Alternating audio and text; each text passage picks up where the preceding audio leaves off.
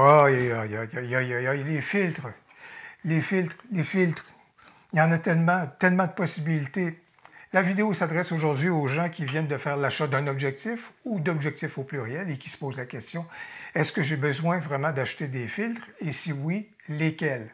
Alors, on va examiner le monde merveilleux des filtres et surtout, j'aurai également une suggestion pour vous aider à réduire un peu vos coûts en matière d'achat de filtres et c'est ce qu'on examine aujourd'hui.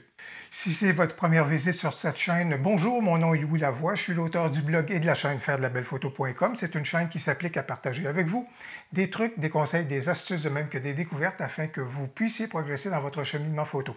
Si vous aimez des vidéos comme celle-ci, n'hésitez donc pas à cliquer sur j'aime, n'hésitez surtout pas à vous abonner. Et je vois que vous vous intéressez à l'équipement photo ou vidéo, bien ça tombe bien, j'ai justement une liste de vidéos à ce sujet. Dès qu'il est question des filtres, je le vois bien dans les commentaires chez certains qu'il y a une espèce de point d'interrogation. Quelle est la nature des filtres? Qu'est-ce que ça me permet de faire en plus? Est-ce que c'est vraiment nécessaire? Est-ce que c'est superflu? Donc aujourd'hui, on va examiner cette dimension-là des filtres que je regroupe dans le fond dans trois catégories. Alors les filtres qu'on pourrait dire un peu de base, on va examiner ceux-ci. Les filtres qui nous permettent des éléments un peu plus créatifs, je vous dirais. Et troisièmement, la catégorie des filtres très spécialisés. Commençons d'abord par le filtre qui va soulever le plus de commentaires et de discussions. Alors, il s'agit du fameux filtre clair ou encore du filtre UV qu'on vient mettre devant notre objectif. Pour les uns, c'est un filtre qui est absolument nécessaire pour protéger notre objectif parce que mieux vaut que le filtre reçoive des éclats ou des petits objets qui peuvent revoler à ce moment-là et plutôt que ça vienne abîmer notre objectif, bien, ça va venir abîmer le filtre qui se remplace à un coût moindre que notre objectif. Alors pour les uns, c'est quelque chose qui est important. Pour certains, évidemment, ils vont dire également un filtre UV, c'est intéressant parce que ça vient intercepter les rayons ultraviolets. Donc, à ce moment-là, notre photo ressort de façon plus fidèle. Alors que dans ce cas-ci, je tiens un filtre neutre, alors qu'il ne devrait absolument rien changer par rapport à ce moment-là à la captation de la photo. Alors, pour les uns, c'est fondamental pour ce qui a trait à la protection de l'objectif. Pour les autres, ils viennent dire, non sans raison, plus on rajoute d'éléments devant notre objectif, plus on vient altérer la qualité de la photo à ce moment-là ou de la captation photo qu'on fait. Parce que si on a mis quelques milliers de dollars dans notre objectif, bien à ce moment-là, tout ce qu'on rajoute devant doit être extrêmement qualitatif à ce moment-là si on veut respecter la qualité de l'objectif qu'on a. Alors voilà pourquoi on a les partisans du filtre clair et on a les opposants au filtre clair. Qu'en est-il? Alors la réponse ne vous surprendra pas. C'est pas que je tente d'être diplomatique, mais tantôt, ça peut être nécessaire et tantôt, ce n'est pas nécessaire. Ce n'est pas nécessaire dans quelles circonstances? Regardez mon objectif ici, 24-70. Regardez la taille du pare-soleil. Avant que j'aille un coup qui vienne frapper mon objectif, par exemple, il y a une telle profondeur avec le pare-soleil, tout comme dans ce cas ici, dans le cas de mon objectif 70-200. Quand vous regardez la taille du pare-soleil encore une fois, bien, les probabilités que j'aille un coup qui vienne frapper, si vous voulez, l'extrémité de mon objectif, bien, c'est, en définitive, là, ça ne se passera pas. Et qu'il y ait des éclats qui viennent revoler sur l'objectif, encore là, ce serait assez inusité. Donc, je vous dirais que lorsqu'on a de très bons pare-soleil avec une bonne profondeur et qu'on dit on voudrait mettre un filtre clair pour justement parer au coup, bien, dans ces cas ici, ça m'apparaît tout à fait superflu. Par contre, si vous regardez cet objectif-ci que j'ai, c'est mon 40 mm. C'est un objectif pancake, comme vous pouvez constater. Pancake parce que c'est aussi mince qu'une crêpe. Alors voilà d'où le nom de l'objectif. Bien, si vous regardez ça ici, pare-soleil, absolument pas. Sur le 35 mm d'ailleurs, en monture RF de Canon, le pare-soleil est encore là et tout à fait symbolique. C'est d'une minceur, c'est plus un concept qu'autre chose. Alors dans ce cas-ci, je n'ai même pas la possibilité de mettre un pare-soleil.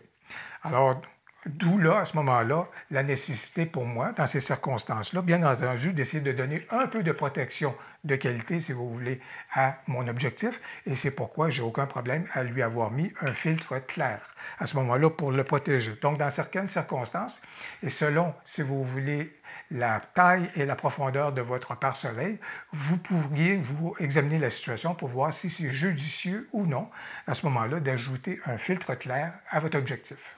Le deuxième filtre qu'on a habituellement dans la conversation, c'est le filtre polarisant.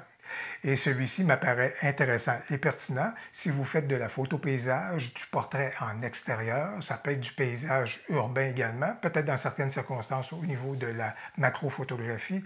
Bon, bref, c'est intéressant. C'est la même chose si vous portez des verres fumés parce que justement, en plein été, ça vous permet d'avoir vos yeux qui soient beaucoup plus à l'aise à l'extérieur. Ça vient filtrer des éléments, ça vient enrichir les couleurs, ça fait ressortir l'eau de façon beaucoup plus intéressante. En définitive, donc, le filtre polarisant est intéressant. Maintenant, la question qui va se poser, et c'est pourquoi je vous invite à rester jusqu'à la toute fin au niveau de l'astuce que j'ai pour vous. Évidemment, un filtre polarisant, c'est intéressant, mais si vous avez plusieurs objectifs, à ce moment-là, ça peut commencer à coûter un petit peu cher. Si vous devez vous acheter un filtre polarisant pour chacun de vos objectifs, au cas où que certains seraient pertinents dans une certaine situation, d'autres pour une autre situation. Alors, c'est pourquoi, à la toute fin, j'ai l'astuce pour vous permettre justement de réduire les coûts et peut-être pas être obligé d'acheter un filtre polarisant pour chacun des objectifs que vous avez. Est-ce que vous êtes soucieux de la qualité de votre fichier photo ou du rendu de votre photo? Bien, si vous décidez de vous tourner vers des filtres qui ont des vocations un peu particulières, je pense entre autres aux filtres polarisants ou encore aux filtres de densité neutre ou à d'autres filtres si vous voulez, je pense que ça vaut la peine et c'est une suggestion que je vous fais, un conseil, c'est de prendre le temps de retirer votre filtre clair ou encore votre filtre UV qui sert à protéger votre objectif photo. Habituellement, lorsqu'on jumelle des filtres les uns par-dessus les autres, ça ne fait pas toujours un bon mariage. On termine donc la première catégorie pour des filtres qu'on pourrait dire un peu de base et sur lesquels on peut se poser la question si oui ou non on veut les avoir. Deuxième catégorie, c'est donc des filtres qui nous permettent d'obtenir des effets un peu plus particuliers, un peu plus spécifiques, toujours dans le domaine de la photo, quoique pas inutile du côté de la vidéo. Alors, dans ce cas ici, évidemment, je fais référence à ce qu'on appelle des filtres neutres. Alors, ces filtres de densité neutre. Alors, les filtres de densité neutre apportent une opacité selon un degré que l'on veut bien. Dans ce cas ici, c'est une opacité, donc je pense que c'est 2 crans additionnels. Ça va donc augmenter ma durée d'exposition de 2 crans. Ça vient donc intercepter la lumière dans une certaine mesure qui rentre à l'intérieur de mon boîtier et ça me permet donc d'augmenter la durée d'exposition. Ici, c'est du 2 crans et ici, c'est un filtre neutre, de densité neutre, très, très, très opaque. Et à ce moment-là, de 8 crans dans ce cas ici, il est si opaque que je ne vois même pas le boîtier de l'autre côté, je vois à peine mon éclairage. Alors, c'est pour vous dire que dans ce cas ici, c'est très, très, très opaque. Si on veut faire de la longue exposition, augmenter nos expositions, à ce moment-là, pour des filets d'eau, c'est extrêmement intéressant, c'est très, très, très populaire.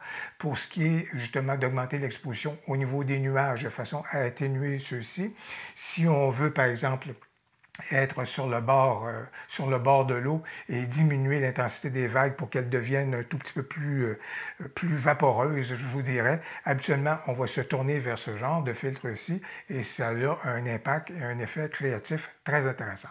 Encore une fois, si on se tourne vers des filtres de densité neutre, bien, il faut savoir que ça peut être onéreux. Et bien entendu, si on commence à en acheter plusieurs pour les différents objectifs qu'on peut avoir, encore une fois, l'astuce dont je vais parler à la toute fin de la vidéo peut être extrêmement pertinente pour vous. Par rapport au filtre de densité neutre auquel je faisais référence, celui avec 2 stops ou encore celui avec 8 stops, bien entendu, il existe des filtres de densité neutre réglables ou variables, si vous voulez. C'est le nom qu'on peut utiliser, donc des filtres de densité neutre variable. Et variable dans le sens que ça nous permet à ce moment-là d'aller chercher le nombre de stops qu'on veut, à même donc le filtre.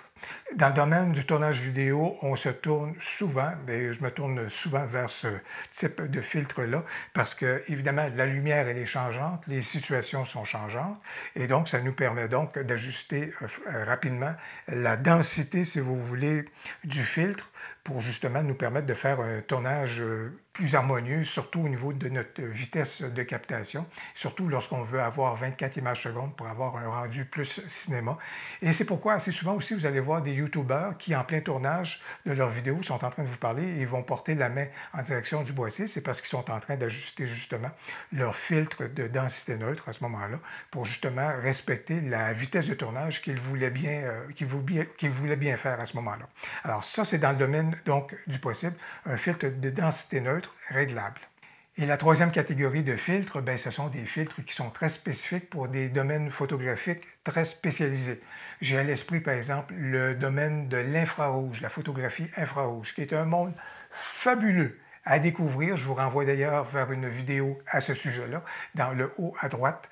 Mais c'est un monde qui est fabuleux à explorer et on est en mesure de le faire grâce à des filtres Hoya, par exemple. Mais il y a le fait également que dans mon cas, moi, plutôt que d'avoir recours à des filtres, bien, j'ai pris à ce moment-là une caméra et je l'ai fait transformer au profit de l'infrarouge. Et le filtre, dans le fond, il a été appliqué sur le capteur de la caméra.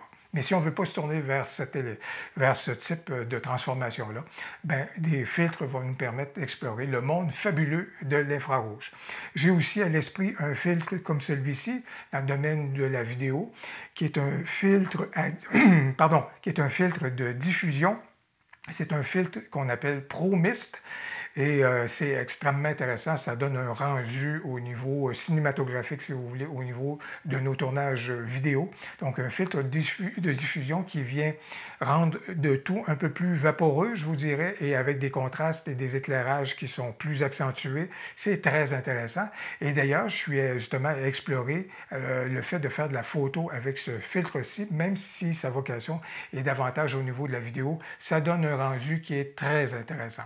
Il y a également des filtres qui ont d'autres vocations très particulières et j'en ai un justement à l'esprit. Je suis en train justement de le documenter et de faire des vidéos avec ce filtre-là et j'ai bien hâte de vous le présenter dans une prochaine vidéo. Alors, c'est bien beau d'avoir des filtres avec des vocations particulières, mais qu'en est-il lorsqu'on veut effectivement utiliser certains filtres sur des objectifs qui n'ont pas le même diamètre que les filtres?